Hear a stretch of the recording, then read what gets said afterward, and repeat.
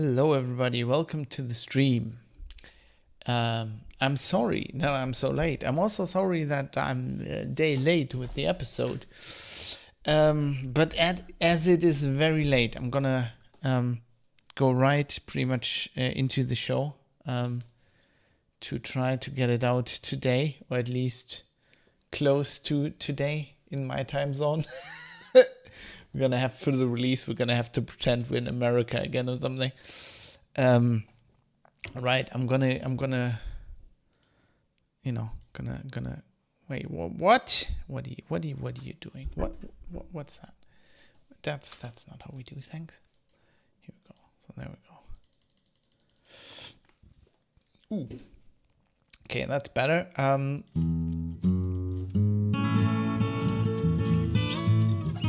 Looks good. 1, 2, 3, 4, 5, 6, 7, 8, 9, 10, 11, 12, 13. Okay, that's better. Hey, super user. Looks good. 1, 2, 3, 4, 5, 6. Twitch said you put that on, but is that really true? You never know with algorithms. When I put what on? Sorry. Just as I joined, I got a warning that your content is intended for mature audiences curious. Yes, I put that on. I did that. Looks good. 1, 2, 3, 4, 5, 6, 7, 8, 9, 10. 11. I'm not going to undress. It's just Twitch is weird with TOS and shit, and I swear, and I talk about porn sometimes. Did an episode on porn with the podcast, so I don't know. I'm just trying to be upfront here, right? I guess everybody who's watching me is an adult, but you might just as well click through that, and then nobody gets anything that they weren't expecting, and then Twitch gets their panties in the knots. Also, sorry I couldn't read that because apparently I can't read. Hope your head's better. My brain sucks. Yes, Jim. Thank you. Welcome. Yes, it is actually. I've actually didn't have migraines before. It was so that when I got it at work, I didn't know what it was because I didn't have headaches. I just had vision impairment. Yesterday I also got a headache. Sometimes I get a headache, but I haven't had it in years. I think I'm just gonna put myself under too much strain or something. I was totally a teenager when I started listening to Linux Outlaw. Sorry, that's a long time ago. No, why are you sorry? I mean, also you can listen to it if you're a teenager. I don't care. See, I don't give a damn. It's just like all these other, these people, these prudes, and everybody's. Oh my God, they have to be mature, and in Germany it's even worse. If I had more than 20,000 viewers, I'd have to have a broadcasting license, and then I could only talk about such topics from like midnight onwards or something. It sucks. Grown up listening to your voice. Oh God, that's a scary thought. The gap in 2015-16 without you in my life was weird. Oh my God, that is probably the most important year in my personal life too. Was pretty crazy. That is weird. Oh my God, that is weird. Now you're making me like really self-conscious. I don't know. That's pretty cool, though. And I would lie if I didn't say it was cool. Anyway, let me do the show. Right? It's very late. I'm not saying you shouldn't talk. I'm sorry. I'm gonna have to try to get this show on the road. Is what I'm trying to say. Let's enjoy the show. Yeah, I'm sorry. I didn't want to. This is great, by the way. If it was like just a gaming stream, right, we will be talking about this all the time. We could just hang out. But I kind of need to get this because getting like visitors tomorrow, and I can't do anything on the weekend. So if I can't get the show done now, it's over. It's over for this week, and then we're losing a show for a week, and I don't want that. So yeah, I'm gonna talk a little bit about the migraine thing at the beginning of the show as well. So, right, let's see if I can even. I said let's do this. Let's see if I can. We still don't know if I can. So let's try that.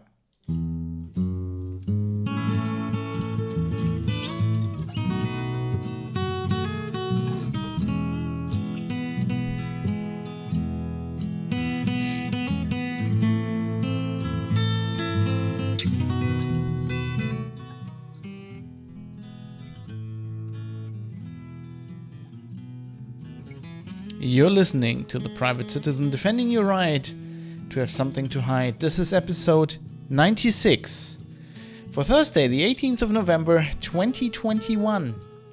Discrimination enshrined in law. Hey everybody, welcome to the show. It's a day late, even though I said it wasn't gonna happen. I'm sorry. I'm Fab, coming to you live from Düsseldorf in Germany. And I have no idea what the actual topic for this show. I had something planned. I don't know what the plan was. But we're gonna have to talk about the pandemic again and coronavirus and all of that, because they passed a new law in Germany just today. And I think it's very important. I've talked about this before and I want to keep you up to date. So that's what we're going to do today. But before we get into that, it's apologizing time. I'm sorry I didn't get a show yesterday. I was kind of set up to do, then I still had to read like the law to prepare for the episode properly. And then I had I just had so much going on with the novel, and then I got like a migraine. I don't really get migraines. I got migraines a few times when I was working still, at the company when I was still employed. And I had vision impairment. I didn't even know it was a migraine because I didn't know you could get like just a vision impairment without a headache. And later at some point, when it got worse, later on I got headaches with it. And I had a headache yesterday. But anyway, so I haven't had that for years. I haven't had that since I've quit my work there. And it's been very healthy for me. So I think I've been putting myself under a bit of strain trying to write this novel. But that's just something that can't be helped. Don't worry about me. I think I'm fine. I just need to. Yesterday I wasn't pushing. I was pushing, and I just saw it wasn't working, and then I was fuck this. I'm gonna go to bed, and I slept for 12 hours, and now I'm better.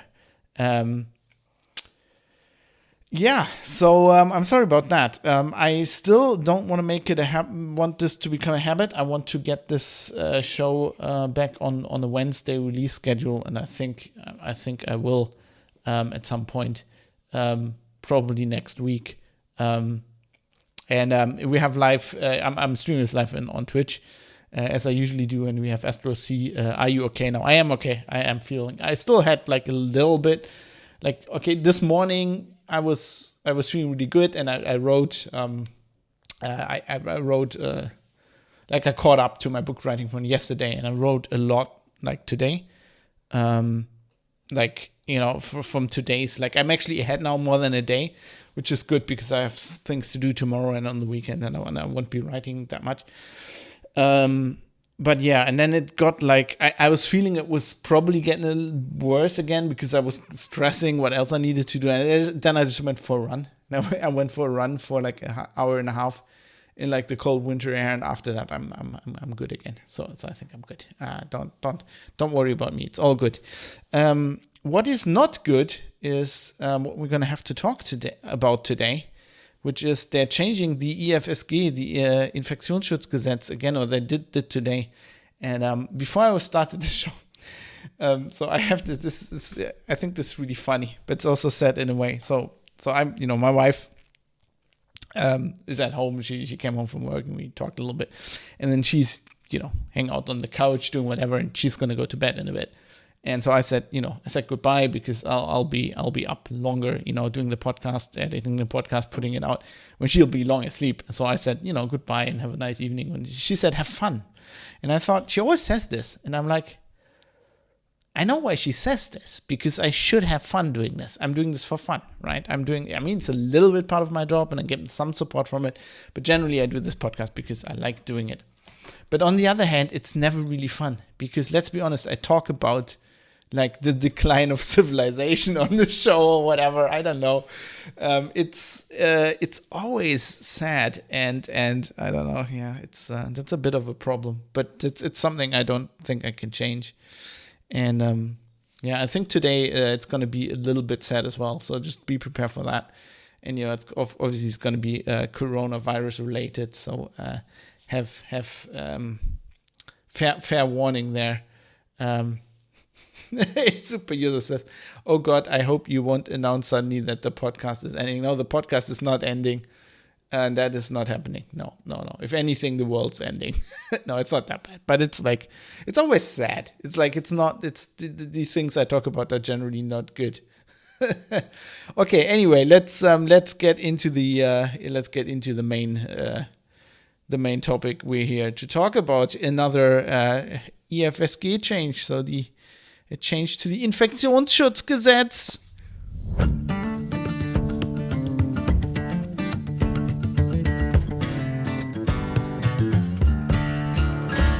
So, and I've looked this up, of course. So the last time we talked, so it's actually this change was debated this week even, and it was actually passed this morning.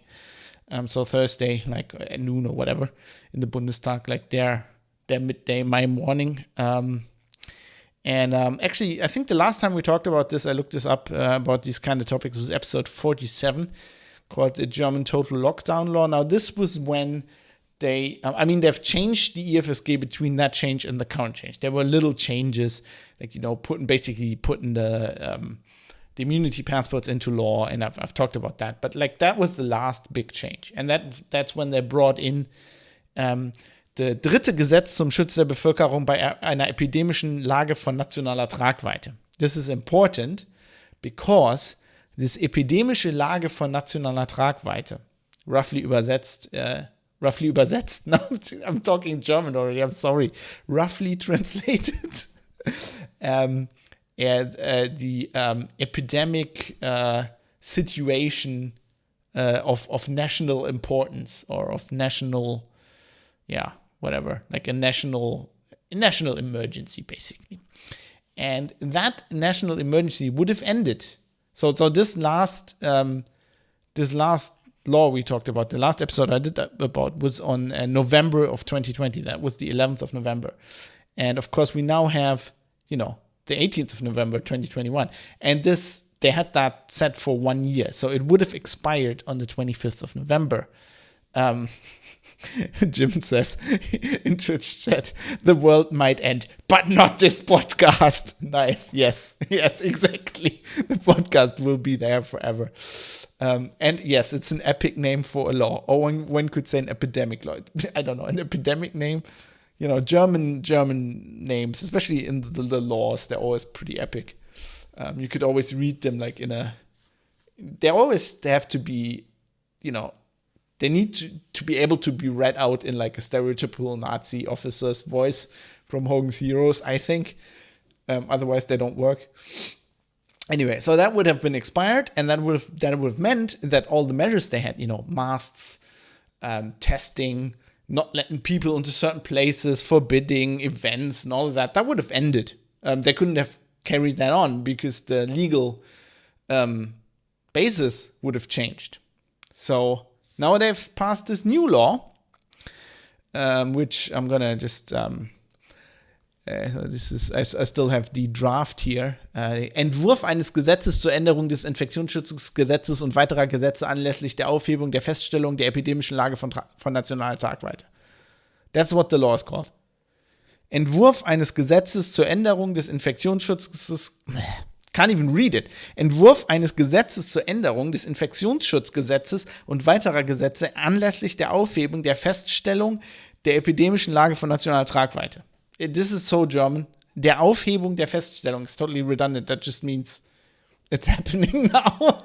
It's horrible. If you actually make your living in writing like me and you're trying to write nice words, whenever they do something like this, it's basically rape. It's language rape. It's horrible. What's interesting about this law, that this is actually brought into the parliament by the Ampelkoalition. And we talked, the traffic light coalition. We talked about that. And I said, I came back from Spain and I talked about our election and the parties and all the coalitions and what happened. And I said, when they're going to have a government, I'm going to have a show and I'm going to tell you about it. Now, I haven't had that show yet. So that was not because I was slacking. That was because the coalition doesn't even exist yet. So they brought in this law right, into parliament, but the coalition does not exist. They have not even signed. There's something called a Koalitionsvertrag, a coalition agreement, and they have to sign that. And then they have a coalition. That coalition doesn't exist. Of course, they're already working together, and they have a parliament, and they have, all the people sitting in the parliament that were elected. So they were just ad hoc. We are doing this. But usually this, I can't remember. I haven't, obviously, I'm not an expert on this, but I did study politics, especially German politics, and I don't remember. I don't think there was ever a case where something like that happened, where like a coalition brought a law, in to be passed before the coalition was even a thing. That is so German. More Germans, only the Maß and the Pretzel. What do you mean, the name of the law? The lame, yeah. I'm already Freudian slipping all over the place. It is pretty German. And you can't even give it a cool acronym like in the US. Yeah, I think they're doing that on purpose. Although I don't think the acronyms are helping either. The Patriot Act actually sounds good, generally. Like, that sounds like a positive thing, when it should be called the Ass Rape Act or something. Let's take all your information. So I'm gonna talk about what this law does. But like, the important thing is, I had some previous episodes on what I think is COVID victim blaming. And of course, that was episode 59. And then I talked on episode 74 about the immunity passport. And basically what this law now does is enshrine this both in law. And I titled this episode not as link bait, but because I think that's what it is. Discrimination enshrined by law. But because I think that's what this law does. Now, the first incredible thing that I find incredible and very dangerous that they're doing here is, before, they had this epidemic emergency, right? The epidemische Lage. And that was something where the parliament would decide that this is something we have, and then this is something that has now gone away or whatever, right? The parliament decided there are emergency measures, or there is a situation for emergency measures. And when that situation is there, these certain laws are in effect, like masks, tests, whatever. What they're doing now is that, because that ended, they're not prolonging this emergency situation. They're putting away with that, and they're saying all the measures we previously had under the emergency situation, we can now have whenever we want to. And what they're changing is that there used to be a national thing in Germany where the federal government, the federal government, with approval of the parliament, would say, we have an emergency, and then the federal states, everybody could do their thing. Now we do not have this federal thing anymore. And what they're also changing is, what is also, I think, very dangerous, is that under the IFSG as we had it, the Infektionsschutzgesetz, this is the law I talked about very early on in the show, that this is all based on. All these laws are just little changes to this Infektionsschutzgesetz, which existed before, the pandemic. Existed in its previous form since 2001, and they changed stuff. Basically, in the beginning, they just put SARS-CoV-2 as a virus in there that now counts, for example, that is dangerous. And then they started changing all these other things, and I've talked about that on the show. But these are all changes to the Infektionsschutzgesetz. But it used to be that you had that, and then you had this national emergency, and then everybody could do something. But it used to be that, for example, they had local stuff in there. So they had the provision for, let's say, I'm in North Rhine-Westphalia, which is a federal state. The government of the federal state could go, okay, under this emergency, nationwide emergency, we have a special case. We have, they would pin it to this magic number, and I like to call it a magic number, the incidence rate, which is not scientific at all. Just to recap quickly, because it's not this. You don't arrive at this number by a scientific method, right? It's just tests, and if you test more, the number goes up, Also, the tests are not standardized. Like, you just have to go through a test center in Germany and get a SARS-CoV-2 test and then do that 10 times. And you probably get 10 different methods. Like, they stick that thing differently in your nose, differently deep. Some people are trained to do this. Other people they got a 1-day course or whatever. It's not, it works to test people. I'm not saying the test doesn't work. I'm saying it's not scientific. If you made a scientific study and you set it up like this, you would get burnt down. No paper, no self-respecting scientific journal would read that and go, yeah, this is a sound scientific, set up for an experiment. We're gonna take your paper. Usually they would say, no, please go away. Please burn everything you've done and never come back. So it's not scientific, right? So you have that number, and but now they can, they could already say, right, our number in North Rhine-Westphalia is higher, so we need more measures. They could have already have done that. They had local, on federal state level, on the city level, on the county level. They had all these different things they could already do. What they changed now is that now there's no national thing at all anymore, and now there's the federal states are deciding this, and very sneaky and very dangerous and very bad is that before the parliament in the federal state decided, they said, okay, so the government would say, okay, we have danger, we need these measures. And then the parliament would decide, go yes. And they generally always went yes. I don't think any parliament ever said no. But it was a good democratic process, checks and balances. The parliament would decide that. Now it's just the executive. Now the government can just say, we have this measure. And the parliament still has checks and balances. There are still ways they can act on the government in this kind of thing, but they don't have that decision anymore. They took that decision away, which has totally, I've seen some reporting on this today and the days before, nobody mentioned that. No, there's one video, relatively good video, that I put in the show notes, as usual, Private Citizen or Press. There's not that many show notes, and it's all in German. I'm sorry for that, but there's just no English documentation on this. But if you speak German, there's a good video by Christian Solmecke, who is he's a lawyer. He usually deals with media law. I always watch his stuff about YouTube and YouTube-related law. He's very good. And he talks about this, and he's very, I don't agree with some of the editorializing he does, but, he takes the law apart very well, and he actually talked about this as well, a lot better than I would say, a lot of people in the mainstream press here in Germany. So that's one of the changes they did, right? So first of all, they don't have that national emergency anymore. Now the measures are just fluid, and they can now be decided by the executive. Another thing they did, which I don't really care about, but I find in its approach a bit weird. So if you have an immunity passport or one of these yellow, I don't know where mine is right now, it's somewhere, one of these yellow booklets, you could actually fake those in Germany and sell them. Because there was and you wouldn't get caught, they couldn't indict you, because there was a loophole in the law, the actual law. The thing is, that is not, this passport, right, is not a government document, right? Because the government, in Germany, we have government documents, we have ID cards, we have driver's licenses. It's not one of those. If you fake one of those, you'd always go to jail. They could indict you and put you, send you to jail.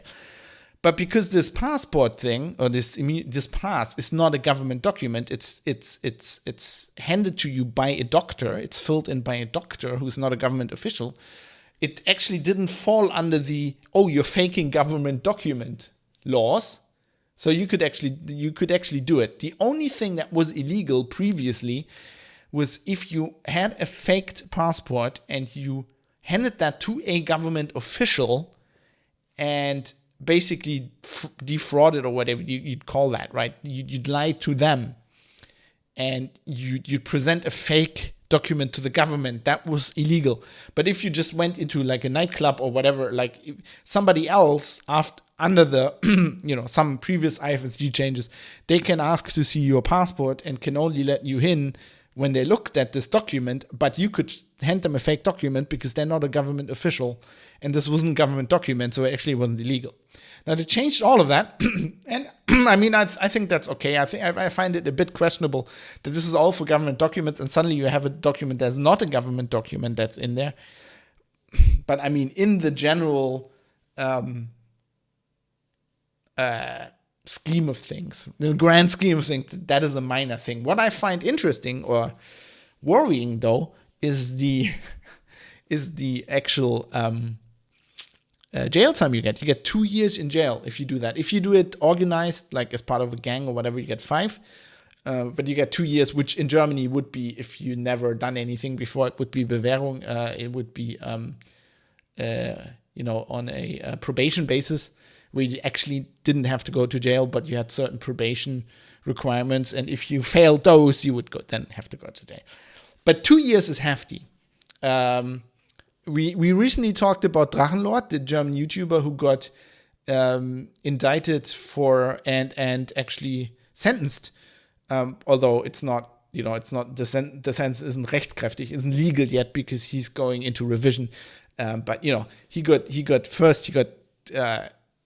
it's not acted upon yet. But like he got actually convicted 2 years in jail for heavy assault and in several cases insulting the police, whatever. So basically, if I go down the road and there's a guy I don't like, and I take an iron mallet and I smash his face in, right? And I get indicted. Then there's 2 things. Basically, there's 3 things you can get indicted for. Heavy assault, that would be heavy assault if you really hurt somebody. Schwere Körperverletzung, heavy assault. Manslaughter, fahrlässige Tötung, or murder, Mord. Those are the 3. If they can't, if I didn't do it to cause, and they can't prove that I did it to kill the guy, it wouldn't be murder, and it probably wouldn't be manslaughter. It probably would be heavy assault. And I'd probably get, generally often you get 2 years for this kind of thing, which is the same thing as faking an immunity. So if I buy a fake immunity passport and I present that to somebody, and I know I do this knowingly, I knowingly got that and I present it, I'll get 2 years in jail. The same as like beating somebody's face in with an iron mallet. It seems a little bit, I don't know, heavy-handed to me. That's just my personal opinion. But that's just one aspect. Generally, what I find really worrying about this law and these whole changes,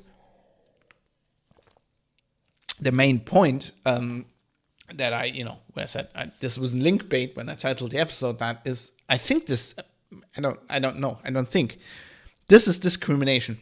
This law is state organized discrimination, because what they now, really for the first time, I mean, I'm saying this because like there's this thing called 2G and 3G. I talked about it shortly before on the show. It's basically you either have to be proven to have been sick with SARS-CoV-2 and recovered, or you need a test, or you're vaccinated. That's like 3G. And when you take the test out, so you basically have to be vaccinated, that's 2G. Which in Germany, generally, that's a euphemism for immunity passports. And we have that already. So there are, like the laws as they are right now, basically allow this, that they only let you in if you either tested, vaccinated, or you recovered. But it was all like kind of on a proviso level, like it was all like a little bit ad hoc, and it wasn't like that like clear in the law. And now they put it in the law for the first time. Tobias says, yeah, not proportionate to the crime, to be honest. Yeah, that's, that's what I think. Was Drachenlord indicted for heavy assault or insulting the police? 2 very different things. Both. So he was indicted, I think, 2 counts of heavy assault, insulting the police, several. So it was all like, he didn't get 2 years for heavy assault. He got like a year for heavy assault, like 6 months for something, 2 months for insulting the police. They tally it all up.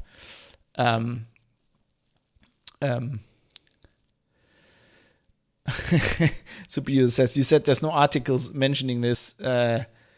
Will you be submitting any articles to major papers in Germany to discuss that aspect? I don't think I will, because I don't, this is not my area of expertise. I also can't just submit articles to a paper or a magazine. Like, I'd have to have a relationship with them, and they would have to want me to write about something like this. And people don't want you to write, they don't want me to write about this. I mean, these articles are not out there, and the news reports are not out there for no reason. They're out there because, I don't know, people who run editorial offices don't judge this situation the same like I do, and I don't think they agree with me on most of this. So, yeah. Devil's Advocate says super user, there are very strict laws on bringing infected materials and dangerous substances into a country, including, for example, animal hides. It carries a big sentence. Well, that depends very much on the country. Actually, in Europe, not at all. I mean, depends on what you mean by infected. You can actually, inside Europe, you can transport pretty much all like, the thing is, dead animals is really, it's weird, because dead animal parts often are not so much a problem. When they're alive, you'd have to have veterinarian control and all of that. But inside Europe, it's actually not that, not that strict. And the fines are actually not that bad. Certainly not 2 years in jail. And we're talking fraud here, right? This is fraud. I mean, you're not getting indicted because you endangered somebody, right? Because you might pretend that you're vaccinated and you're not, and then you might theoretically infect. That's not what you get indicted for. What you get indicted for is faking this passport, right? So that's like faking a driver's license. 2 years in jail seems a bit hefty to me for that, just in comparison with, what even like what you get in Germany for attempted rape and stuff like that. It's just, for running into somebody in your car recklessly, it's actually hurting somebody. It's like not that high.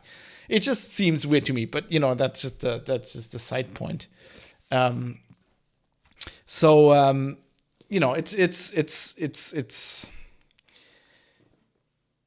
It seems weird. Anyway, the more important aspect, I think, is that while we had the ability to basically discriminate against people before with the measures we had, right? We could say, you're not vaccinated, you can't come in here. Now we're actually putting that into a law, and we're putting it into a law where this is not limited to an emergency situation. This is a general thing that exists now. Basically, we have a law in Germany that says if you have a certain illness, we can do certain things to you. And certain of your personal rights get curtailed. And that, that's not new. As I said, that was in the 2001 law. There are certain sicknesses. If you get them, your doctor has to report them. Like certain of your privacy rights go out the window. That was all there. But now it's much more like with the 3G thing, so with the immunity passport, this is not about you being sick, right? So far you could say, okay, the IFSG is about when you get sick, there's certain things. So, and that law actually included since 2001 that if you have a certain sickness and we tell you to go into quarantine and you don't, we can lock you up. But as I said in the very beginning of the show, when I talked about this very early on, that is the kind of illnesses that were in there were stuff like Ebola, right? Where really, if you are that sick, you're actually you're directly endangering somebody, like directly. If you have SARS-CoV-2, you are endangering somebody if you infect them, but like not to that degree, right? With Ebola, it's like a 50-50 and the other person is dead. With SARS-CoV-2, it's like even if you take the most alarmist numbers, it's maybe an 8% chance that they get like something a little bit serious. And that doesn't mean that they're going to die. And what is even more worrying to me is like now we're going away from this is sick people that we need to lock away to protect society to these are completely healthy people that decided for whatever reason to not undergo a medical procedure.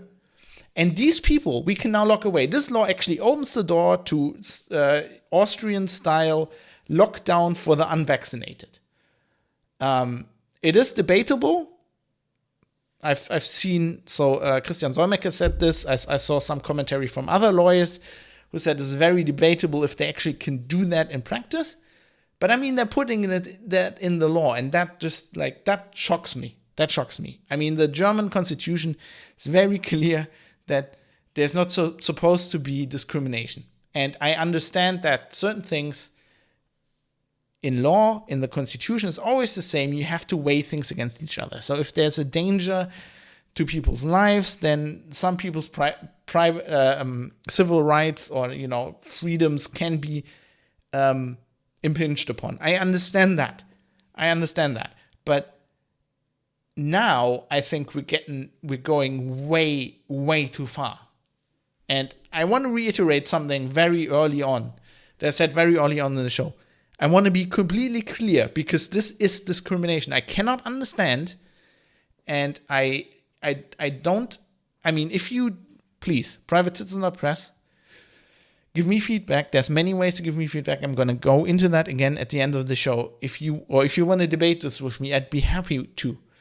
But I haven't heard from anybody a good argument how this is not discrimination. What you're doing here is you're saying we're looking at your blood and we're looking at something in your blood, titer, antibodies, whatever. And we are deciding as a society that is, okay, if you do not have this in your blood, then we can do certain things to you. How is that not discrimination? Right? And I mean, there are people, basically the only other argument I've heard, but it's okay because we're in danger. And I don't think it's okay because on a lot of levels. First of all, I mean, actually, going back very quickly before I go into that, very quickly on the blood thing. This law actually changes it. So this is not only about antibodies. In this law, it's actually a new passage where the government and also employers, under certain circumstances, have to not only track your vaccination status, but also I think it's something weird. I didn't have time to look this up completely, and I will do, but it's like some serum kind of thing. I don't think they directly said antibodies. It's some kind of something they're going to test in your blood to see if you've been infected or if you've been vaccinated. So that's new as well. It's like going into your, actually specifically, testing your blood.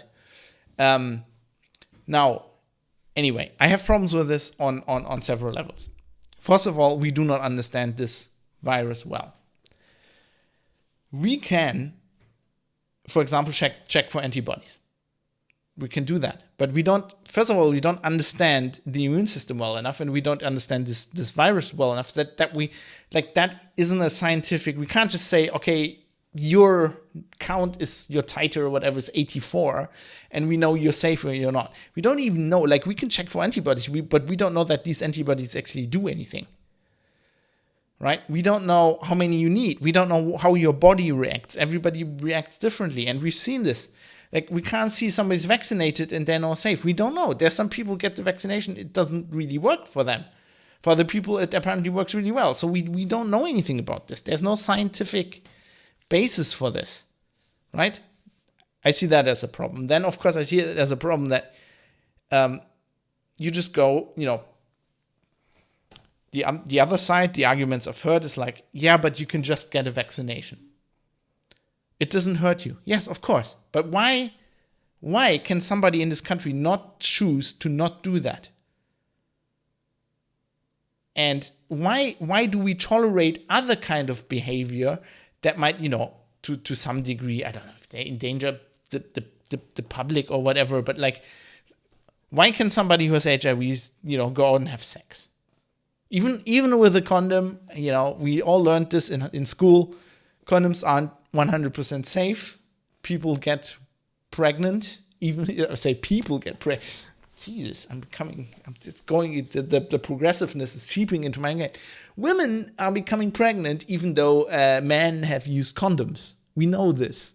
So, if you have sex with somebody who's HIV positive, you can get AIDS. You can get HIV and you might get AIDS. Don't want to get that wrong. But as a society, we've so far said, well, that's okay. Yes, that's a danger, but also we want to have these people to have their freedom, and they're grown-up human beings, and they need a way to decide this. And now we're suddenly erring on the state deciding this for people. Like, you can't just go and say, I don't want to be vaccinated. Apparently, but look, it's Germany, right? We have millions of people in this country who believe that God exists. If it was down to me, I'm a scientifically minded person, and all those people are making these laws apparently are as well. That's what they're saying. I don't understand. I don't understand why I don't understand people who say God exists. I don't want to impinge on their freedom. If they want to do that, that's okay. But that's something we think is reasonable.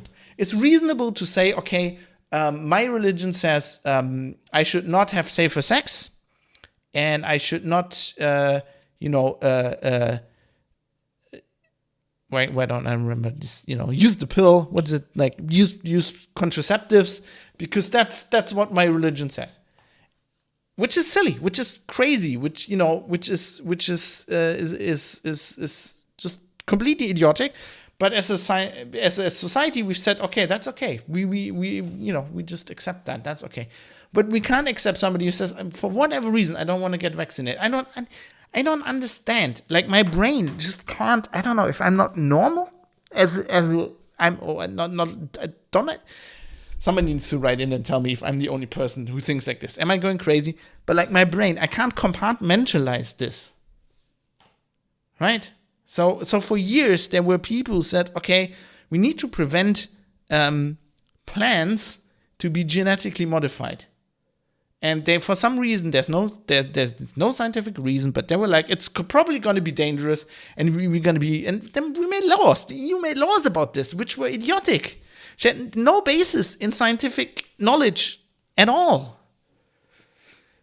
But okay, we're going to do that. That's fine. And then we have a vaccine where we go, oh, yeah, actually, the things we were worried about, we're going to do to plants that then an animal might eat, and you might eat the animal, and then that's dangerous. No, we're going to do that to you now, directly. And, I mean, they did that to me. I got the AstraZeneca vaccine. I've got DNA in my body. It could have theoretically changed my DNA. I don't care, because I don't think it's particularly dangerous, because I didn't think the plant thing was dangerous, because I'm based on I'm trying to look at facts, and then I go like, okay, yeah, maybe this is a little bit dangerous, maybe this is more dangerous, and I make a decision. But the same people that were like, oh my God, there's genetically modified corn, you're gonna die. Like 2 years later, they're like, oh yeah, let's everybody take the vaccine. We're just going to genetically modify everybody because now we're in danger. Like, what the fuck? And the same people that are like, yeah, Catholics, they have all these weird rules. That's okay. We need to respect them because it's religions. Now, somebody says, I don't want to get vaccinated. No, devil, burn him. I don't understand that. Yeah, that's what she said. It's my body, my choice only when the progressives say so. It's like, it's weird. It's weird. I don't understand, and I'm okay. I understand that society is like that. I understand that humans are like that, and humans are irrational to some degree, but our laws shouldn't be. Right? That's what we're trying to do with laws. We're trying to stand over our own irrationalness. And we're trying to, so we have, in the law, it says I can't discriminate against people because they have a certain religion. But I can now discriminate against them because they refused to put this whatever into their blood. How is that just? How is that justice? I mean, the progressive thing is, and I mean, if we get into that, I've never understood how, on one hand, you can be like, okay, we need equal rights and we need to stop women from being exploited in society and being not having the same rights and not having the same chances as anybody else. And then in the same breath, they're like, you go like, yeah, but what about these people who come from a certain culture who live in our country? Oh no, that's their religion. If they want to treat their women like shit, that's their religion. We can't impinge on it. Like, why? Why? I don't get it. Anyway, So I think this is a big problem in the law. I think it is discrimination. I have no other way of seeing it. Nobody has been able to explain to me why it's not discrimination. It's been, I've watched all the, not all of them, but a lot of the parliamentary discussions around these laws. Nobody has ever talked about that. That hasn't even come up. I don't understand why our constitutional court is not caring about these things and is obviously not discussing this. I don't understand how there's no discussion happening about this. And of course, I also think it's, the other part of this is, of course, it's also victim blaming. Because basically what you're doing is when you're saying, oh, you are irresponsible if you don't vaccinate yourself. You're putting a stigma on like getting sick there, right? And we haven't even talked about these whole issues. What happens if you can't get vaccinated? There are tens of thousands of people, maybe hundreds of thousands of people in Germany who can't get vaccinated for medical reasons. What happens if they have these laws now where or basically these tests where you get vaccinated and they test your whatever, your antibodies or how your body reacts to it, and it just doesn't work? Like, what happens if the vaccine doesn't work for you because of your body? And this is not theoretical. This is, there's literature on this that, and it's not surprising. There are people who are immunodeficient. There are people who are not immunodeficient, but who need to take drugs to become immunodeficient. For example, sorry. For example, people who have autoimmune diseases and stuff, and these drugs might cause this vaccine not to work or not to work correctly, or for them not to be immune after they're taking the vaccine. What do we do? Like, does that count then? They take the shot. What about the people who can't take the shot? For medical reasons, you're gonna lock them up now? Like, you're gonna have a lockdown for these? Like, what?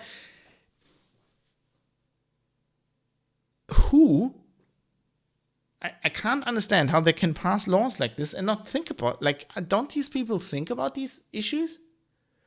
Do they think that those, because they're just a few thousand people or a few 100,000 people or 10,000 people, don't they matter? Like, at the very least, you're discriminating against them, right? I still think you should be free in this country to say, if I don't want to, so if I'm free in this country to say I'm a weird religion and I don't want to use a condom, or I'm gonna do funny things on a funny day, or eat funny things, or whatever, or say, okay, my wife now has to wear a tent with just a little slit in the top. I don't understand why I can't say I don't want to get vaccinated. That's one thing. But they're discriminating against the people who can't get vaccinated. And it's all just based on like if you take it one level further, it doesn't make any sense. Like it's like a build of house of cards. I can't even talk anymore. Built on shit. It's like shit built on shit built on shit. And you go one level deeper and it's even more shit. Okay, now let's talk about the vaccination, right? So if you watch the news right now, which I'm not trying to, but sometimes I'll do to inform myself. You watch the news in Germany. It's basically all the unvaccinated are the problem. It's a pandemic of the unvaccinated, the unvaccinated, the unvaccinated, the unvaccinated.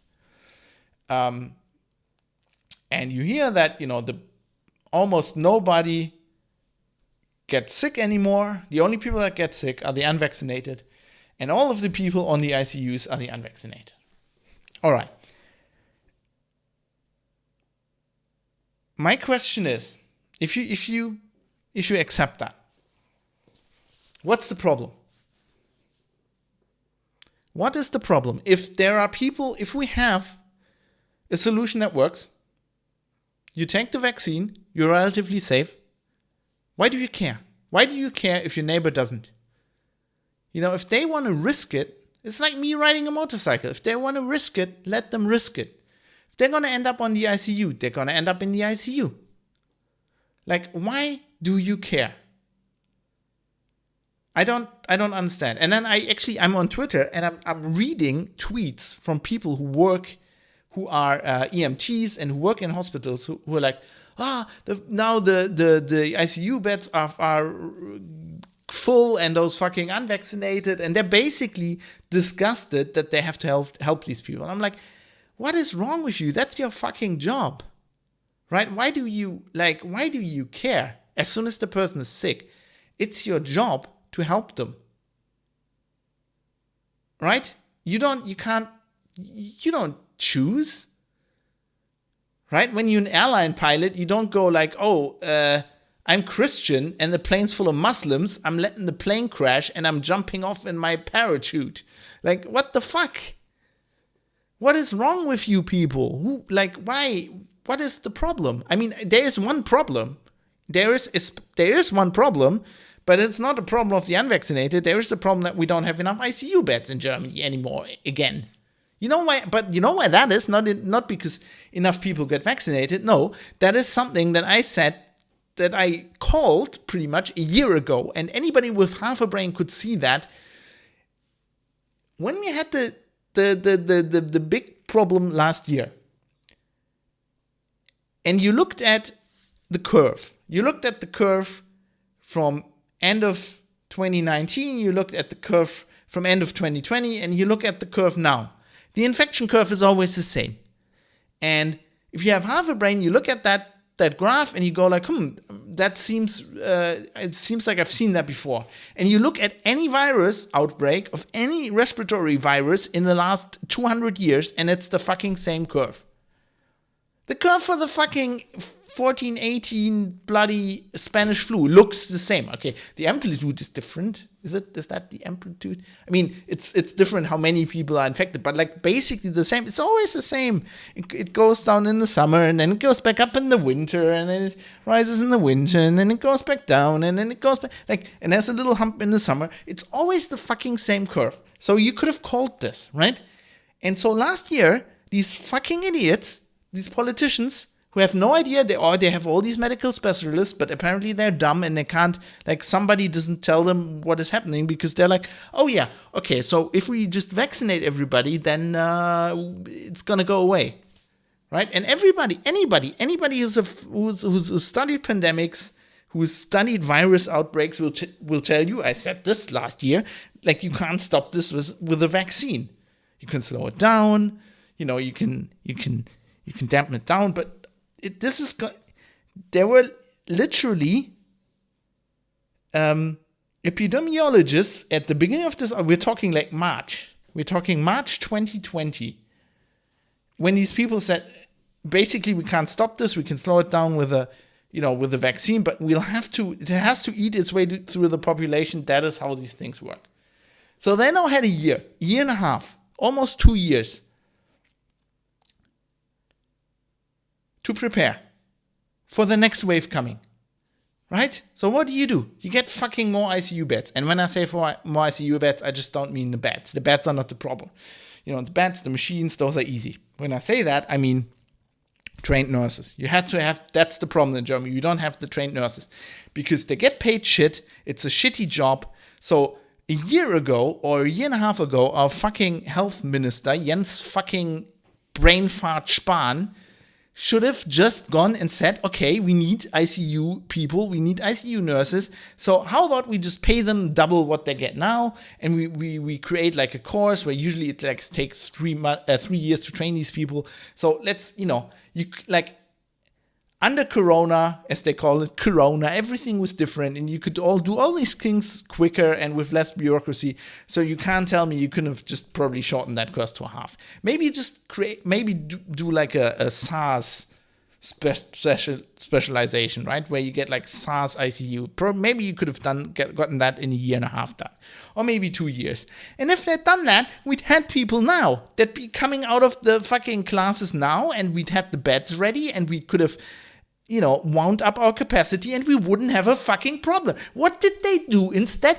They reduced ICU beds in Germany over the last year.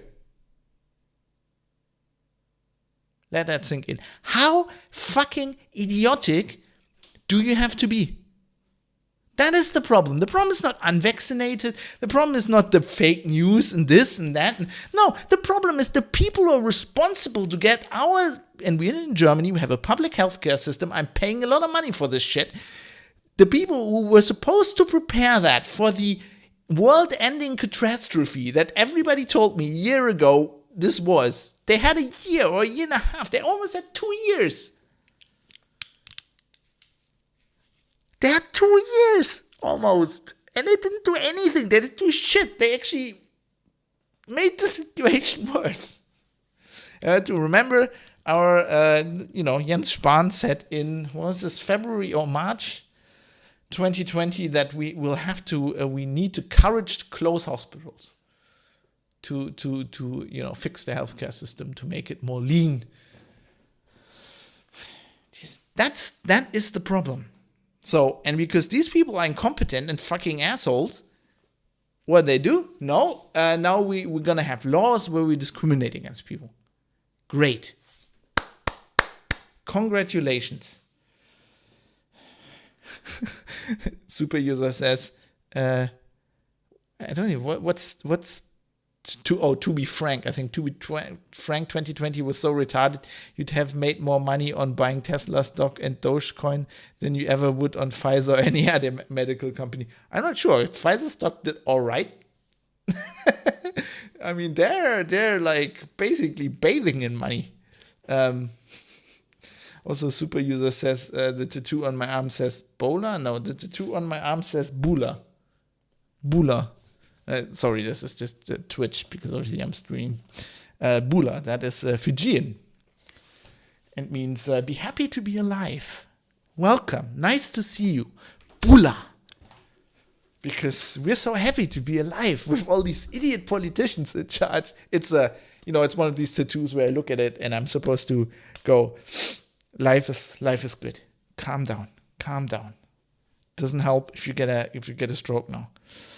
But as the rest of them but what did they do? They applauded the medical staff. Yeah, that was important. Fuck. They could have, increased their pay. And maybe if those fucking EMTs that don't want to transport these fucking filthy, dirty, non-vaccinated people, maybe they could have increased their pay as well. Because I think, these people, I respect people who work in healthcare to no end. I could never do their job. I could never do the times that these guys pull, like how long they're concentrated, how hard their job is. And I fucking hate people, so I just couldn't do it. But I have a lot of respect, and I think they're underpaid. I think all of these things all of these people are underpaid. Nurses are underpaid. Specialists are underpaid. Doctors are underpaid. People that drive ambulances are underpaid. They could have paid all those fucking people better. Sorry, that was me hitting the microphone with my glasses that I took off to face palm. No, I literally did. Yeah, I don't know. If we had taken half the money that we sunk into the fucking vaccine and put that straight into the healthcare system, and as I said, they could have taken the opportunity to fucking deprivatize hospitals, make hospitals, public trusts again, make them beholden to getting people healthy, not to making money. That would have been a start. This is all stuff you could have done. And that, you can't do that in the US, but in Germany, that wouldn't even have been out of the question last year. No, that's not what they did. But instead, now we have to wear masks until we're blue in the face. Why am I fucking wearing a mask? If everybody, seriously, I would love to go on TV and ask this, on mainstream German TV. I'm going I'm vaccinated, you're vaccinated, we're all good.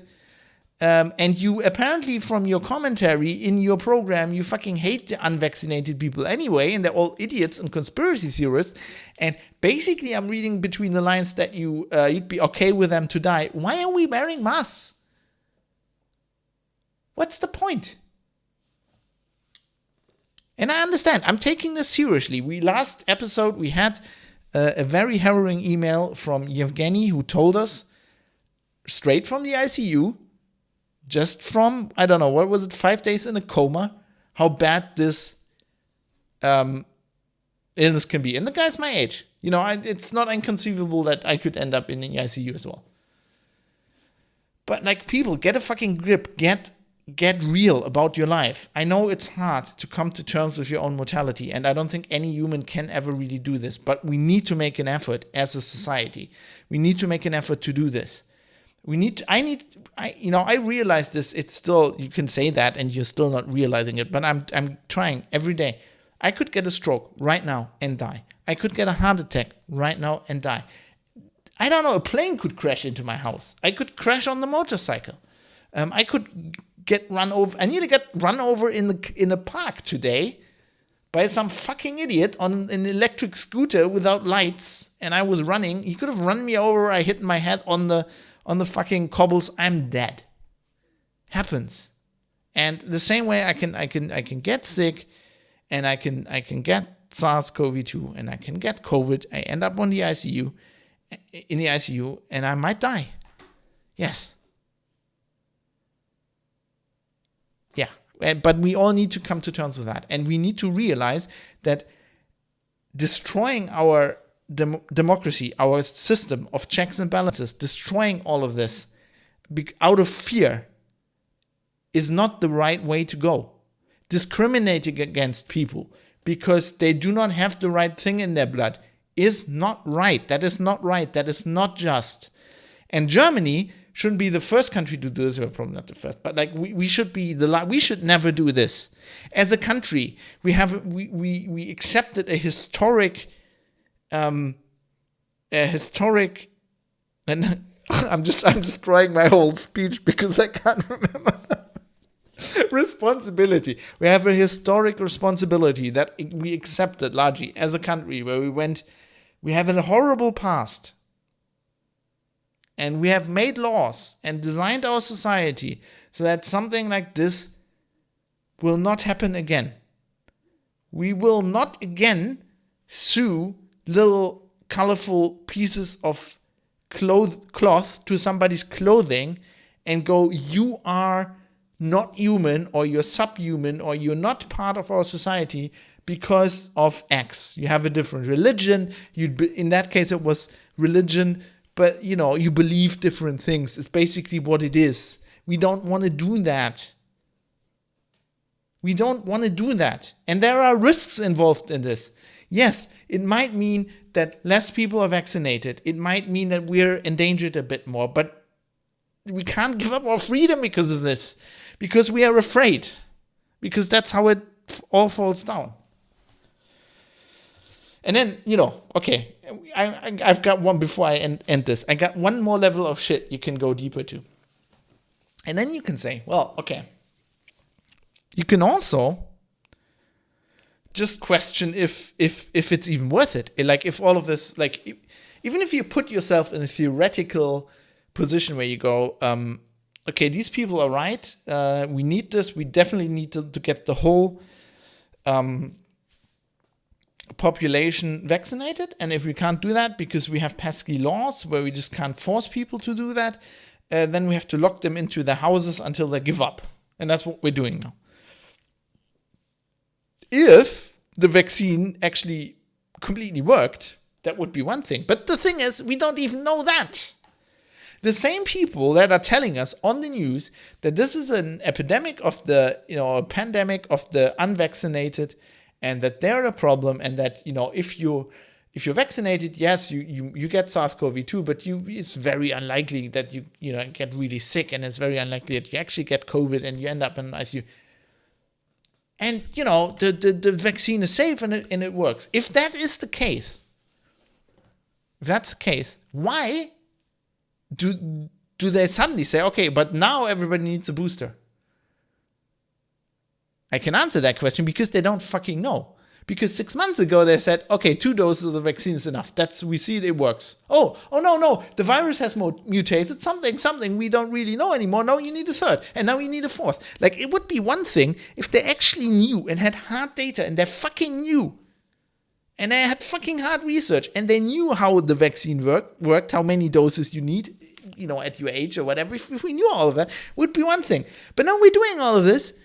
We're taking people's freedoms away. We're discriminating against people just on a more or less of a guess anyway, because we don't really even understand that. It's so fucking frustrating, and it gets so much. The more you think about it, the more it gets frustrating. I don't know. Was there ever a topic in our lifetime where it was this where it was this bad? I don't know. Well,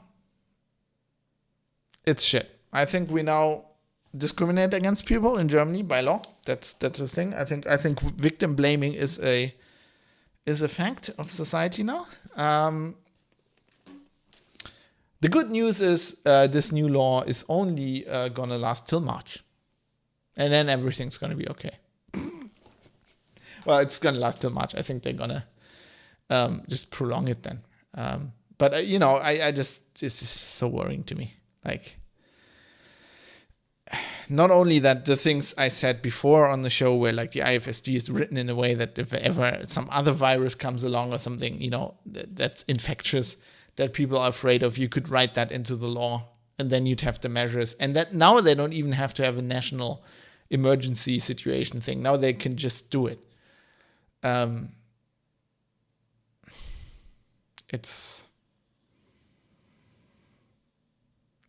It's just, I just don't know what to say anymore. It is, I mean, I think the damage is done. I think the damage to people's minds is done pretty much. I think, the damage to our constitutional freedoms is definitely done, because I think the Constitutional Court has not fought back against this as they should have. And people are just accepting this. I think the biggest danger here that I see, it's not even the law. It's not even the law. The thing that just enrages me so about this is that once again you had this being brought into the parliament, and there was basically no discussion. There wasn't even like a lot of opposing voices. The conservatives who are now in the opposition, they opposed this, and they said, okay, we rather have the emergency situation prolonged with the old laws, which I think is a little bit more reasonable, but also they weren't like completely, like, there is no opposition against this. There's nobody going, this is discrimination, or asking, is this worth it? Or, aren't we basing this on data where we don't understand? Like, we don't understand how the vaccine works enough. We don't understand how it works on people. We don't understand enough what people just can't get vaccinated. What happens if they get vaccinated and it doesn't work for them? What do we do? Do we just vaccinate them again and again and again until it works? Like, There was no discussion about that, and that's to me the most worrying thing, because I think that's where democracy dies. It's okay if there's a debate, to me, right? It's not that it's not that bad. Like when we debated sending the German military into foreign countries, and there was a debate. There were people in the parliament who said, we don't think the constitution allows this. And there was a debate, and that side lost. And then that's democracy. I think that's okay. Then you have to live with that. Democracy means you often don't get what you want. At best, you get a compromise. But at least there's debate, right? And you can see the system works. I don't think the system works here. I don't understand. Oh, also we had some other comments in chat from earlier. If you know people working in healthcare, you can get the feeling it's a calling, not a job. Yeah, it totally is. I mean, but so is being in science, right? I know a lot of scientists, or doing this kind of shit and being a journalist. Also the same. Also, Super User sent me a comment that I didn't see. Super User says, making it culturally unacceptable, I'm guessing being unvaccinated, is the most efficient method. Smoking bans were ineffective and ultimately abandoned in countries like Greece until smoking was finally made uncool. If you go back in time, people did in fact have sex mostly with people they married, and then they stuck to those relationships and so on. It needs to be made culturally for anti-vax to go down. See, I don't think it does, because I have an argument with that in general, because I don't think it helps the general population. I just think the idea that you can fight a very infectious disease like this by vaccinating everybody is false. There's no proof in scientific history that this has ever worked. And I think it's just a hope. And I think we shouldn't act on hope. I think this should be completely. Why does it have to be cultural? It's that's the change that has happened in people's heads that I object to. Is like, it used to be your health was your thing. It was between you and your doctor. Your neighbors, nobody cared. The parliament didn't fucking care. Who cares? Who cares if people want to endanger themselves? The smoking is exactly the same problem. Why does the government fucking care? The argument that costs the healthcare system. So, well, then just increase the healthcare budget. We're paying you enough taxes as it is. It's bullshit. It is absolute bullshit. If people want to hurt themselves, let them. And that's another argument. Like, how can I, why can I smoke, but I can't be unvaccinated? Like, that doesn't make it. Why can I drink? Why can't you do anything that's fun? Anything that's fun is dangerous to you. Anything. Literally. Video games are probably dangerous. It's just something that you need to, as a state, you can't just, that's the thing I was object to. The point is not, as a state, you shouldn't be your goal to better your citizens. That's not what it's about. It's about creating an environment in which the biggest amount of your citizens are happy. Like, you want to create an environment where everybody can, live after their wishes and dreams, which doesn't work, of course. So you need to infringe on people's wishes and dreams, and everybody's a little bit, but the general goal should be that everybody can do whatever they want. And if I want to smoke, then I can, I'm 36. I wasn't in a hospital in Germany, generally. I wasn't in a hospital a day in my life. Right? And I've been paying healthcare since my parents paid it for me. Okay, my parents paid it for me, and then I've been paying it since when did I go to university? When I was 19? 20? No, 19 I got my first job. Was I still 18? No, I was 19. I left school. And since then, I've been paying healthcare. Right? And then there's people my age who've been in hospital a lot, and they cost the hospital system a lot, and I don't. And I could say that's not fair, but that's how it works. Jesus. The problem is, if you start going like that, you can't allow people anything. You can't allow, Being in a car is dangerous. Being in a plane is dangerous. Being on a motorbike is dangerous. Going out on the street is dangerous. Like if you just follow that to its logical conclusion, you just lock everybody in their fucking houses. It's just like basically it's risk control, but on a national scale. Yeah, but we don't need that, right? So we just need to, like, if the healthcare system has a problem, we need more money in the healthcare system. The solution to that is not regulate your citizens. The solution to that is put more money in the healthcare system, right? Spend less money on silly things we don't need. A lot of the military, a lot of the stuff they do, we don't need, right? There's a lot of shit you can save money on. That is less important than the healthcare system. Just put some of that in the fucking healthcare system. It's not that hard.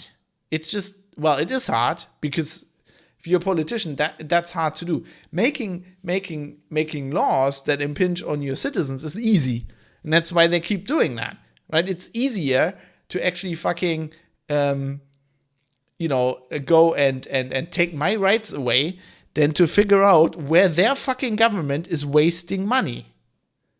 And they're wasting money. The German government is an unbelievable behemoth that wastes money on a scale you can't even imagine.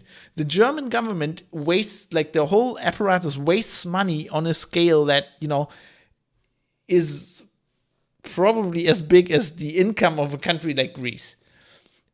There's this. I didn't for no reason vote for a political party that had no chance of winning, but they were like, we're going to slash this by 30%, which was ambitious. I don't think you can actually do that, but there's a lot of shit in there that nobody needs. Like the tax system is idiotic. That if I went through you, I'm just a self-employed guy. The shit I've been sending back and forth with the tax people is unbelievable. And I made literally no money last year. But they're still like, oh, can you send us this? Oh, you bought this. Can you send us a fucking slip for that? And you're talking, there's people that live like a kilometer from me. Their car, them buying their cars, it's expensive as much money as, they bought a new car last year. That was as expensive as my income was last year. If they actually spend half the energy on extracting money from the rich people instead of just nickel and diming everybody, where it just basically isn't worth it, there's so much overhead and so much bullshit they could get rid of. No, instead now we have to regulate. We have to tell you what you should do. I'm sorry, it's a bit of a rant. And yeah, I know why that is. I completely know why that is. I know that politicians think in short term and shit. This is why we need change, and I think actually limiting their terms is good. And that's why this crazy party I voted was they actually have to have a real job before they become politicians, and then they can do that for 5 years, and then they have to go back. It will never happen, I know, because, politicians don't impinge on their own rights and privileges. But it's just, I need to rage a little bit against this, because otherwise I'm just going crazy. It's just so frustrating.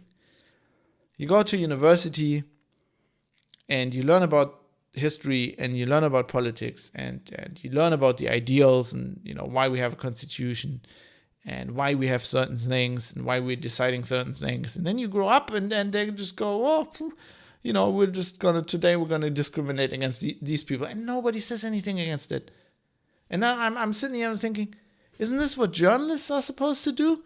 Hello, my colleagues, anybody here? Hello, anyone? No, nobody, no. Nobody can say that? You're not going to write that in the newspaper? Maybe you should. I'm sorry. Anyway, please. You can't possibly have... How long was this? Oh, an hour. You can't possibly have listened to this. I'm just taking my glasses off because I need to rub my face because of the pain. You can't possibly have listened to all of this and then agreed with everything. So, this is the point where we first talk about some feedback I've gotten, and I'm going to tell you how you can leave feedback. But you can go to privatecitizen.press. That's where all the information is, the show notes and everything. And please participate, because that is very important to us here. So Mike did. So let's go into the feedback section and see what Mike said.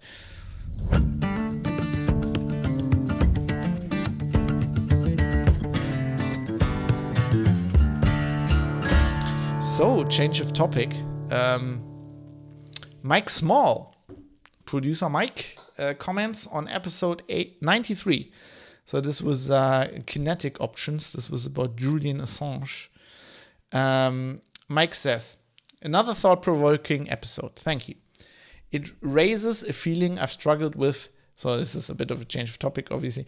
It ranges a feeling I've struggled with for years when hearing news of the Arab Spring protesters, Julian Assange, Edward Snowden, Reality Winner, and other whistleblowers and dissidents.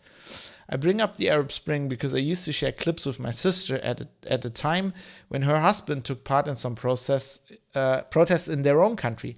Their president was not as scary as Mubarak, but still she was worried and angry at her husband for putting himself at risk, he being a father. I must have sounded stupidly optimistic because she pointedly expressed concern for the Egyptians' welfare as her main reason to it all, a factor I was pretty blind to. Yeah, I think you weren't alone. I thought the Arab Spring was a great idea. I was very, very naive back in those days. I mean, it's obvious what happened afterwards. Anyway, Mike, continuing with what Mike's writing. Later, this left me with an impression of protesters and whistleblowers while being honorable and brave. Oh God, I've got a typo here. I typed something. This is supposed to be an N dash. It's a B dash. Well, this won't work. Let me just fix that live on the show. There we go. Later, this left me with an impression of protesters and whistleblowers while being honorable and brave, as being partly like soldiers wanting to be part of World War I, being afflicted by romanticism and the wish to be a heroic figure. Actually, I've never thought about it that way, but I think this is really good feedback. This is food for thought. It isn't right, maybe, but I think of the scene in the movie Wings of Desire. I actually didn't know what movie that was. I had to look it up because it's a German movie and it has an incredible, stupid English title. Usually it's the other way around. The original title is Der Himmel über Berlin, the sky over Berlin. But the movie, the English title is Wings of Desire. But I also think of the scene in the movie Wings of Desire when the invisible angels sat with the man until he threw himself off the building. I don't mean to dishonor their ideals or downplay the value of what they do. It's just I struggle wondering who deserves to get, say, what Reality Winner gave. Well, fucking The Intercept sure didn't, because they fucking threw her off the cliff, didn't they? I sure as hell don't. I'm no angel watching her make her sacrifice, that much is clear. Just from the sketch you can find online, one can see she is special. Apparently, she had a thing for languages and learned Farsi, Dari, and Pashto. She grew up in Texas. I don't know Texas, but that sounds pretty extraordinary. It does.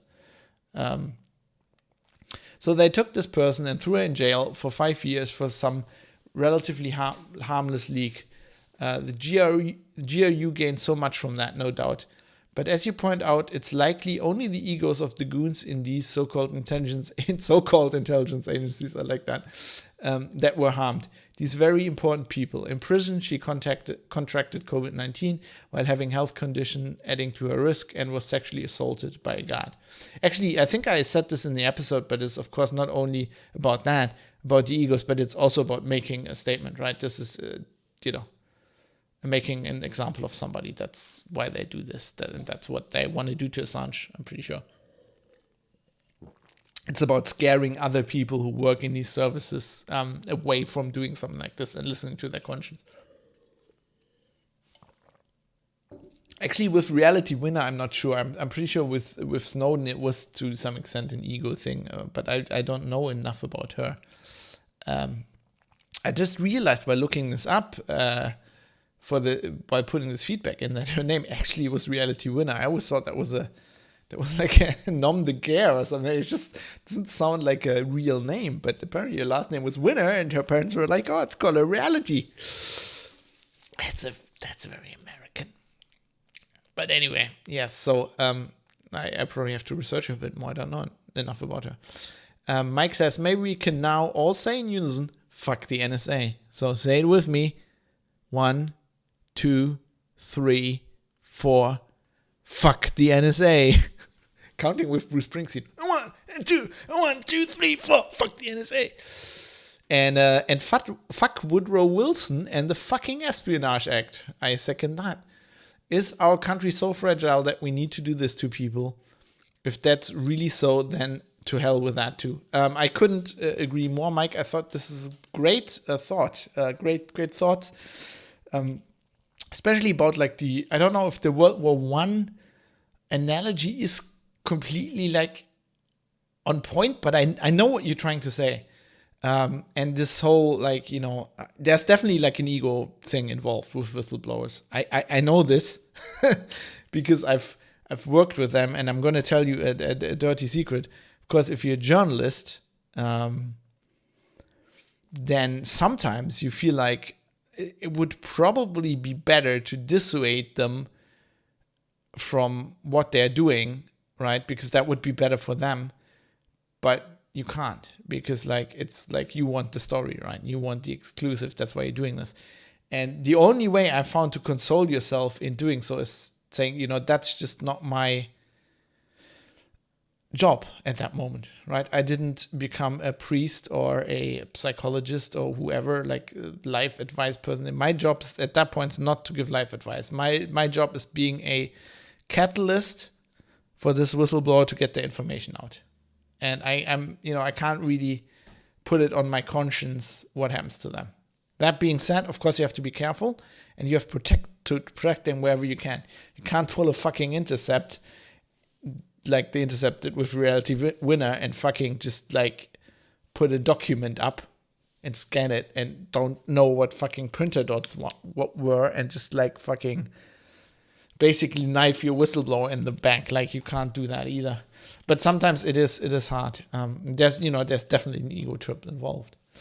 And then there's like a debate you can have, like, is that good? Like, is that maybe it's good for society? Maybe society needs people like that.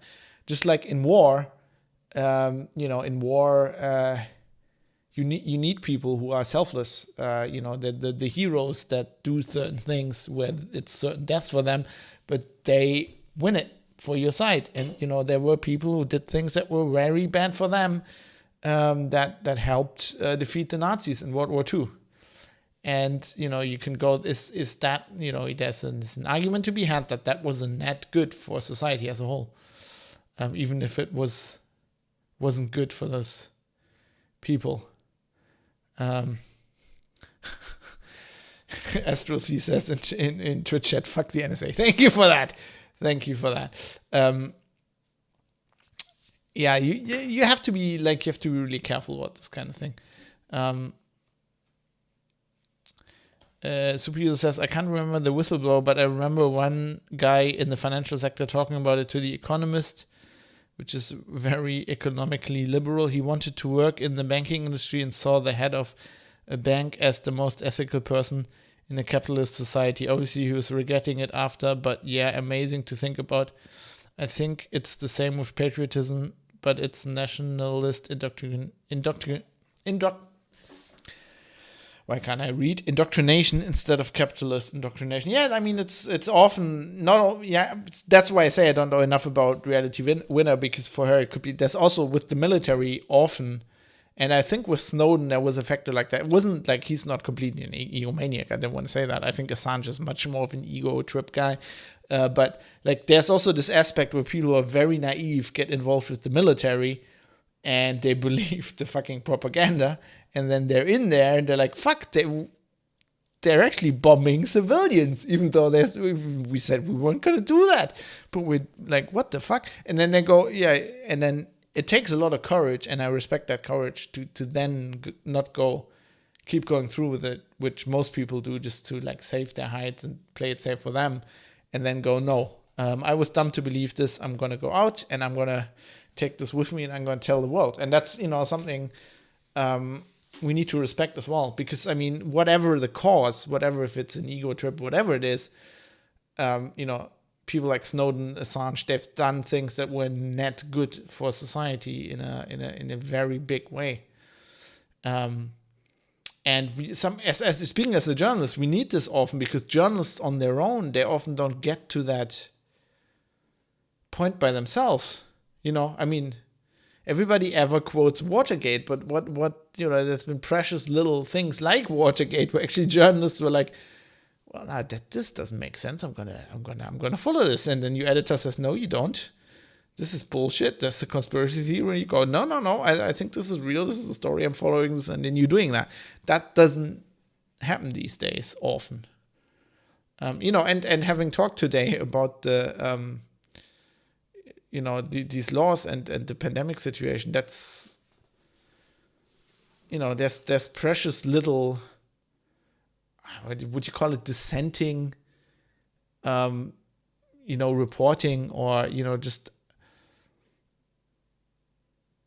reporting on these factors and going writing a column and saying what would have happened in a major newspaper, which I would do if I was in the position, I would, and saying, just imagine the world, the Germany would be living in if a year ago they decided, hey, obviously the weak factor here is ICU, so what can we do to fix that? How can we pour money into that, and let's do that. And then writing something like this, and that just often doesn't happen. So often I can understand people from the public who are like, fucking, these journalists are too dumb to figure this out themselves. I gotta have to leak some information to them. They're just not paying attention. And then that's a valid thing. Tobias says it underscores how hard it is not to become part of the system. You're already a true believer when you join an industry like that. But it's not that black or white, is it? You are even less likely to think what you're doing is wrong than you do it for years in an unethical culture. I think, the thing is, it's like, as we often figure out, it's not that black and white with all these things. It's not like whistleblowers are always good, or they're always they're good or they're evil, or like Frances Haugen is bad. It's just like people do things for their own reasons, and then they get used also for certain agendas, and that can be bad and it can be good. And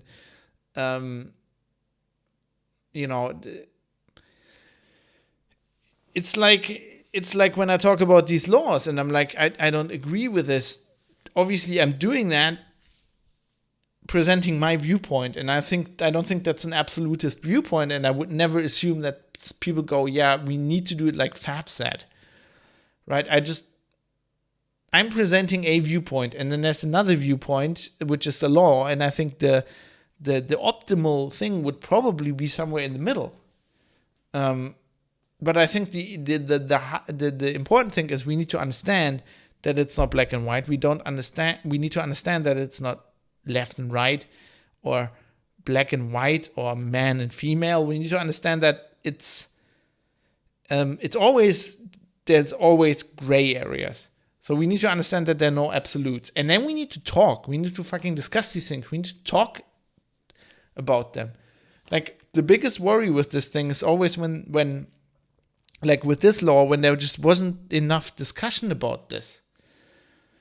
And the other, Assange, for example, is not a case where it's like, oh, he's a hero or he's bad. It's both. He did something very, very brave and something very important in society, and he is probably a fucking horrible, sleazy douchebag of a person who probably had sex with women. I don't know if it was rape, but if it was legally rape, or maybe it was sleazy, but something, it wasn't a normal person. Nobody sleeps in somebody else's bedroom for years in other bedrooms, travels around the world. That's just weird. It's weird if you're Richard Stallman, and it's weird if you Assange. It's just like, it was weird. So it's like, a bit of truth in all of it, and we need to realize that it's fucking complicated. And this thing that the news do, where they just regurgitate something that is just like not completely true, and it gets wronger and wronger and wronger. That is what causes this shit, right? When it gets like, yeah, you should probably get vaccinated. You must get vaccinated, right? It's like, vaccines work. Yeah, they generally work, but it's more no, vaccine works. And if you're not vaccinated, you're evil. That is the problem. Like this, just breaking things down to simple components. That's just not how the world works. We need to talk about it. Well, we're trying. That's what we're trying on the show. Anyway, if you want to talk about these things, you can go to privatecitizen.press, and there's a contact link up the top. But we have a new thing under the. So I've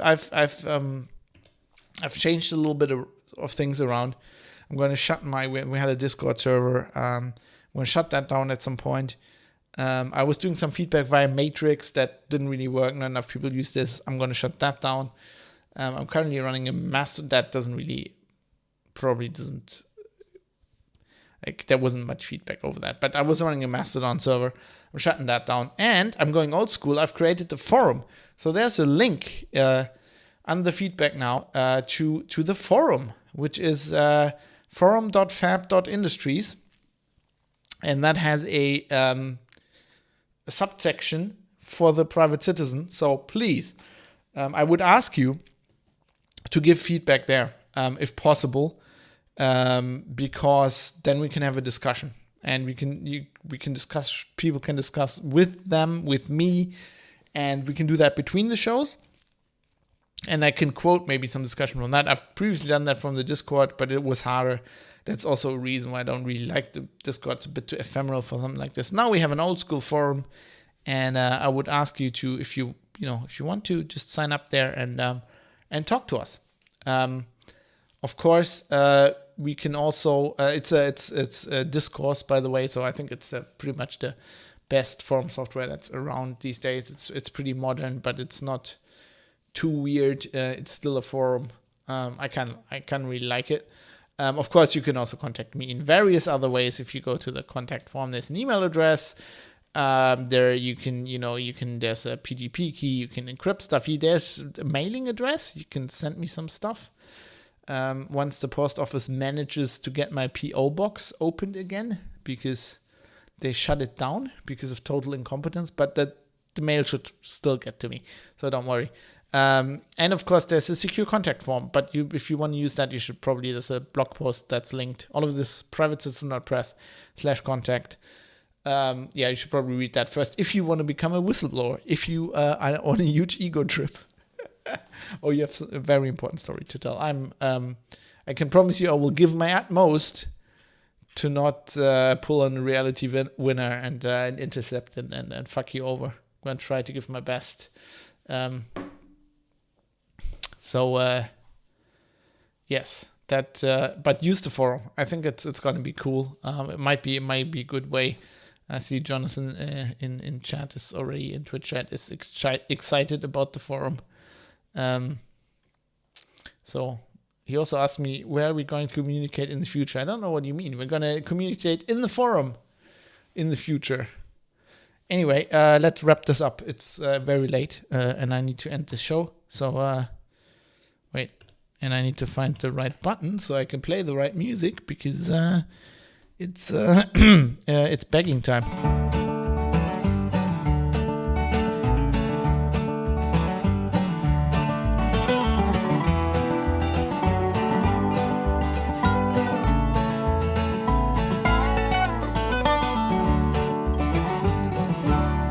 Or it's business time. It's business.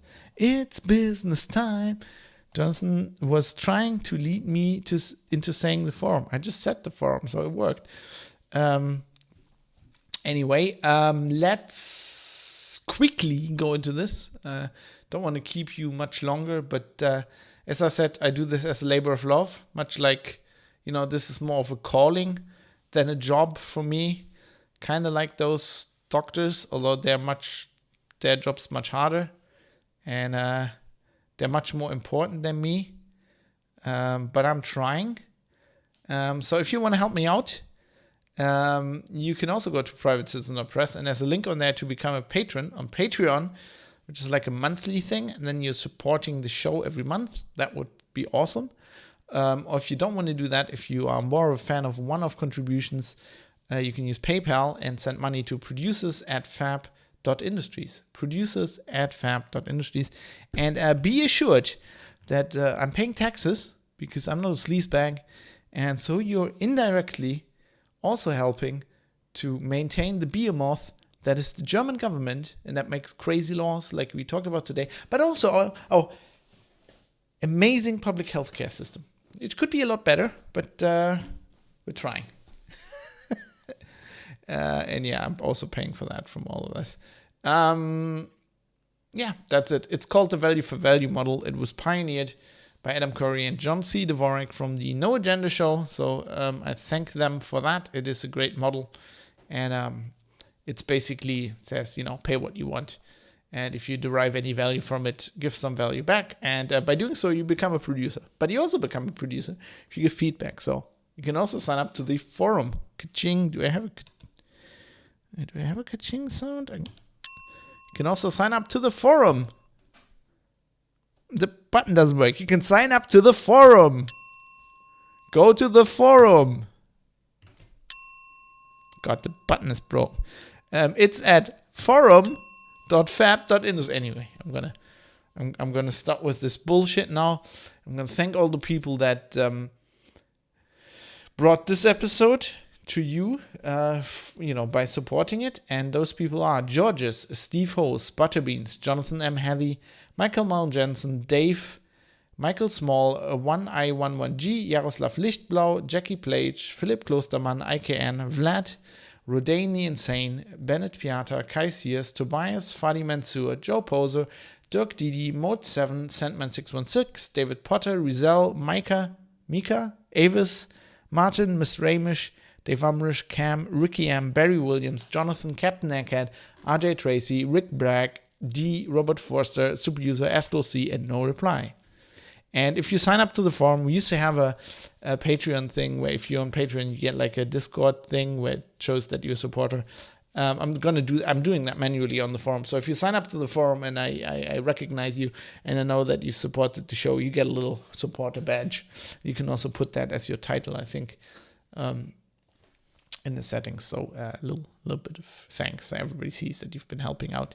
And then, of course, we have a lot of active participation going on today in Twitch, which I love, which is why I like to stream these live.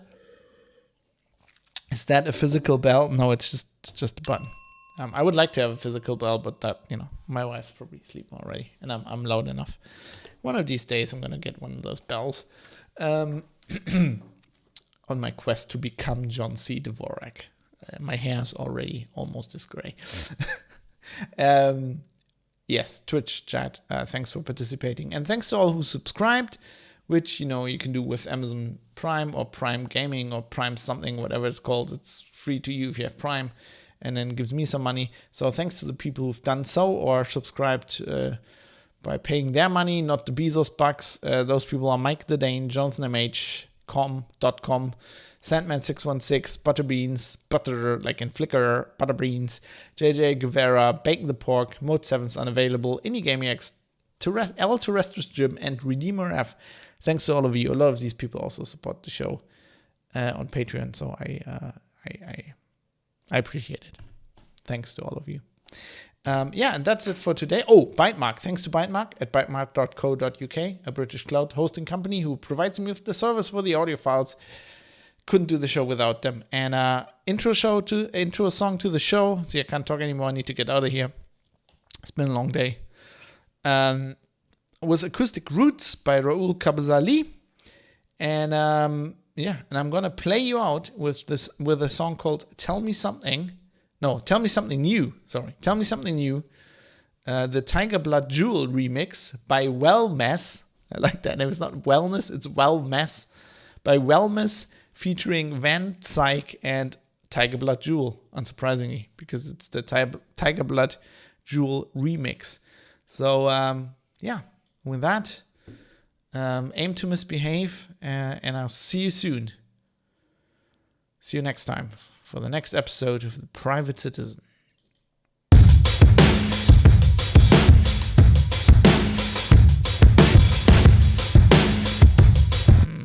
That's fucking oversaturated. Sorry. I'm gonna just start that again.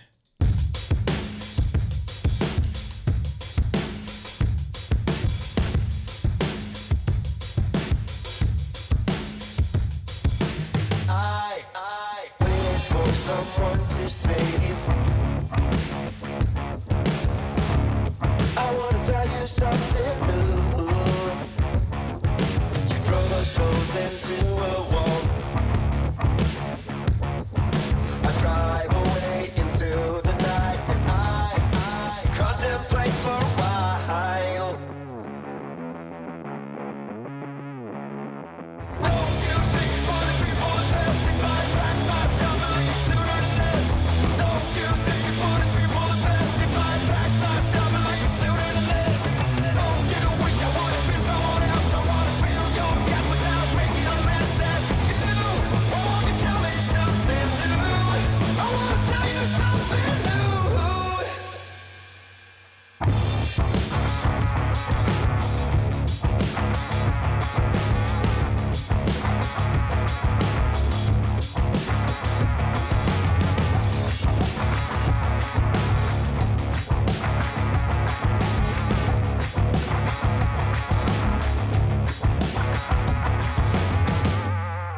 I wish you all the best I can, then I stop myself for a while. I'm saying things I don't believe. The panic's rising up in you. Won't you tell me something new? Don't you think you wanna be more the best if I pack my stuff and leave sooner than this? Don't you think you wanna be more the best if I pack my stuff and leave sooner than this?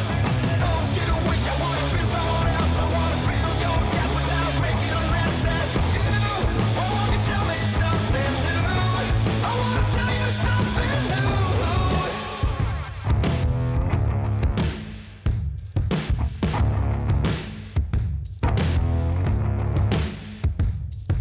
You drove us both into a wall. I drive away into the night, and I contemplate for a while. Don't you think you wanna be more the best if I pack my stuff and leave sooner than this? Don't you think you wanna be more the best if I pack my stuff and leave sooner than this? Don't you wish I would've been someone else? I wanna feel your gap without making a mess at you. Won't you tell me something new? Wish you all the best I can, then I stop myself for a while. Right. Another show recorded. I was gonna raid Halifa, but she went on offline. Just as I was gonna raid her. That is not good. That I don't appreciate that. Do you think we'll manage to type in the correct name for the raid target today? Yeah, I got it. I think I got it. So Halifa apparently is going offline, so we're gonna raid. See, do you think I will be able to talk anymore? It's also good that everybody just wants to kill Jonathan and Tarkov. That's good. I'm keeping the challenge going, by the way. It timed out again. I'm keeping it going through November because obviously I'm not playing anything right now. But anyway, we're gonna raid Tiger Writer, who's a great guy. He's a cool guy. He's from Colorado, I think, somewhere up there. Swears a lot. Really cool. Has a Telecaster in the background, so you can't go wrong with that. Anyway, thanks for watching. I appreciate it very much. Thanks for watching. Really, I do. I think it's great. People in chat, I don't know. Otherwise, I'm just ranting, thinking I'm going insane because I'm the only person. Things like this. But you give me support. And everybody, listen to Cody Jinks. If you don't know who Cody Jinks is, listen to. Listen to fucking Cody Jinks. Go on Spotify. Look up Cody Jinks. He's amazing. Good, amazing songwriter. Great voice. Just an all-around cool guy. Anyway, see you soon. I won't do anything over the weekend. We're getting visitors tomorrow, and I'm gonna have to entertain them and getting NaNoWriMo back on track until the end of the weekend. Will like eat all my time. Then I have to write something. I got some deadlines as well. Oh my god. It's gonna be see you next week. I'm gonna try to do another nano stream next week, but I can't promise anything. It's all falling apart around me, but we're gonna manage anyway.